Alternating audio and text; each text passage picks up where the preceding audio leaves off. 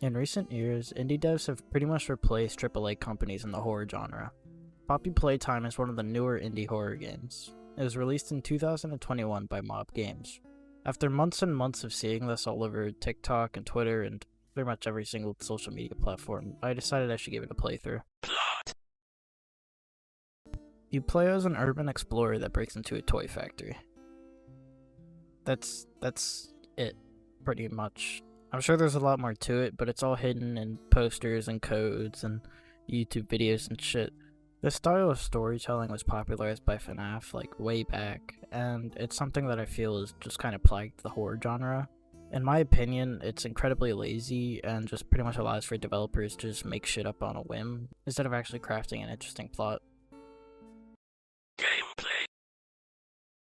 So this is where I actually have the least amount of issues about. The gameplay itself is actually kind of neat. You have two of these little grabby gloves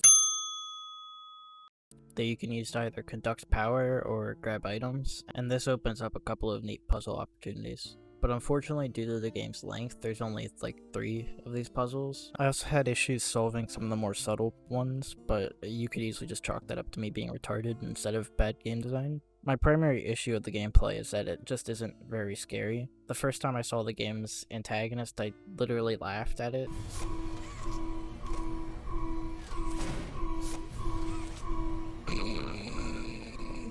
Because it was just so fucking absurd that you're supposed to find this thing scary. Even the introduction of the character itself had him clip through a door frame, and then he just slowly walks towards you. You literally run faster than him. There's nothing scary about that. So it's very apparent that this game is just a big cash cow. This isn't even my own observation, it's just painfully obvious how hard the devs are trying to milk every cent from this. To start, the game's $5, which doesn't really sound all that bad of a deal, but when you take into account that it usually takes like 30 minutes to beat, it's not very good value. I refunded the game anyways, so it's not really anything I care about. But the real money of this game comes from their merch, which the store of is very subtly linked on the game's main menu. Here you have $30 plushies, shirts, hoodies, and just generally an obscene amount of merchandise for such a small game. It's pretty obvious that the mascots and characters are made to be marketable, and the in-universe toys that are sold at the factory are just bound to be sold as Funko Pops or whatever if the game really blows up. They also sell NFTs, which have several moral implications that I'm not really going to pretend like I care about. Closing thoughts.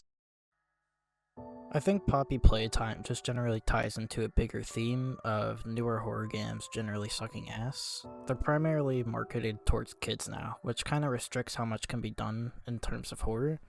We saw this same sort of phenomenon happen with Bendy, FNAF, and now this fucking monstrosity. There's a ton more I could have talked about in this video, like the allegations of them abusing their employees, their beef with another game developer, but I just decided that it doesn't really fit the theme of this video, so I'll just leave that to research on your own. I'll leave this video here. If you enjoyed, hit the buttons, take care, and I will see you in the next one.